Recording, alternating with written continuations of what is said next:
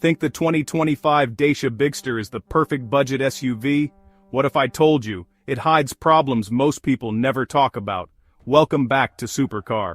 Today we're diving deep into the 2025 Dacia Bigster, one of the most talked about budget SUVs right now. It promises space, practicality, and incredible value. But here's the truth. No car is perfect. In this video, we're revealing 5 surprising problems nobody tells you about, and some of them could seriously affect your ownership experience. Before we jump in, hit subscribe and turn on the bell so you never miss honest car reviews like this. Now, let's get into it. But what happens when the problem isn't mechanical, but electrical?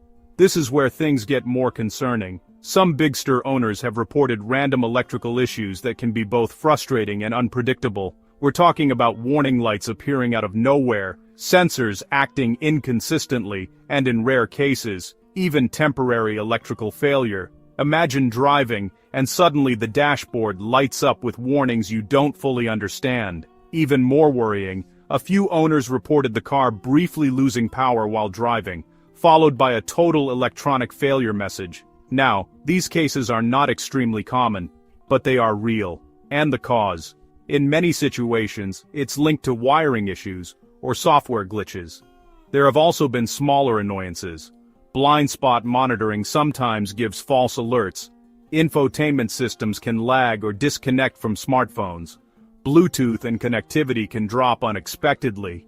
Even the electric tailgate had early issues where it could malfunction, though updates have improved this. So while the Bigster offers modern tech, it doesn't always deliver a flawless experience. And that's something you need to be prepared for. Now here's something that might really surprise you. Safety. For a family SUV, you'd expect strong safety performance, but the Bigster received a 3-star Euro NCAP rating, and that raises questions. It's not unsafe, but it's not class-leading either. In certain crash scenarios, protection levels are considered average compared to competitors, and when it comes to advanced safety systems, there are noticeable gaps. For example, protection for cyclists and pedestrians is not as strong as some rivals. The automatic emergency braking system works, but it's not the most advanced in its class. There are also missing features that other SUVs offer, especially in higher trims. Then there's handling. While generally stable, the ride can feel firm on rough roads. You might notice bumps more than expected, especially with passengers or on uneven surfaces. And if you're thinking about light off-roading, there's another limitation.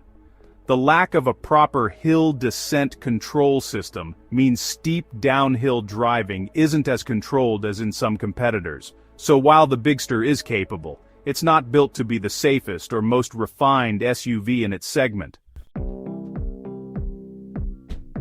But what about the part you interact with every day, the interior? This is where expectations need to be, realistic. The Bigster offers a spacious and practical cabin. That's actually one of its biggest strengths. But when it comes to quality, there are compromises. You'll notice a lot of hard plastics throughout the interior. They're durable, sure, but they just don't feel premium. Over time, some owners have reported minor issues, like squeaks or wear in certain areas. It's not really a deal-breaker, but it does remind you this is a budget-focused vehicle. Then, there are small quality control concerns. Some owners mentioned loose trim pieces or minor assembly inconsistencies. Even the rear boot mechanism has been reported to feel less solid than you'd expect, with occasional noise or looseness. And then come the convenience issues. The rear camera can sometimes stop working temporarily. Parking sensors may fail alongside it. In most cases, a reset or cleaning fixes the issue, but yeah, it's still inconvenient. Another surprising omission: no heat pump in the hybrid system.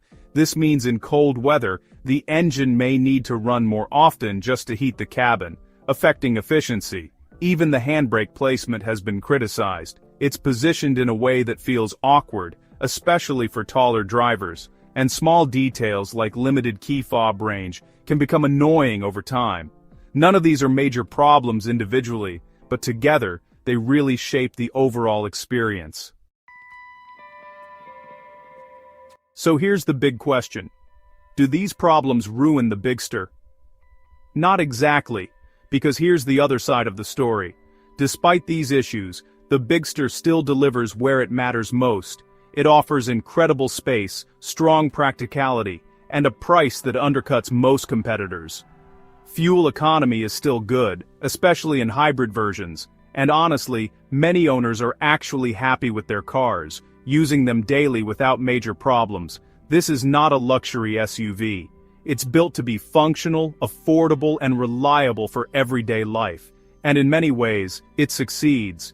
But here's what you really need to understand before buying. The Bigster is all about trade-offs. You get more space for less money, but you sacrifice refinement. You get modern features, but not always perfect execution. You get affordability, but not premium quality. So the real question isn't, is it perfect? It's, does it fit your priorities? Now, let's bring it all together. After looking at these 5 surprising problems, the 2025 Dacia Bigster becomes much clearer. The hybrid system can feel unrefined. Electrical glitches can happen. Safety is decent, but not outstanding. Interior quality is basic, with a few small issues, and some features feel incomplete or missing. But at the same time, it's still one of the best value SUVs in its category. So, would I avoid it completely? No. But I would buy it with full awareness. Test drive it carefully. Check for any warning signs. And most importantly, set the right expectations. Because if you expect luxury, you'll be disappointed.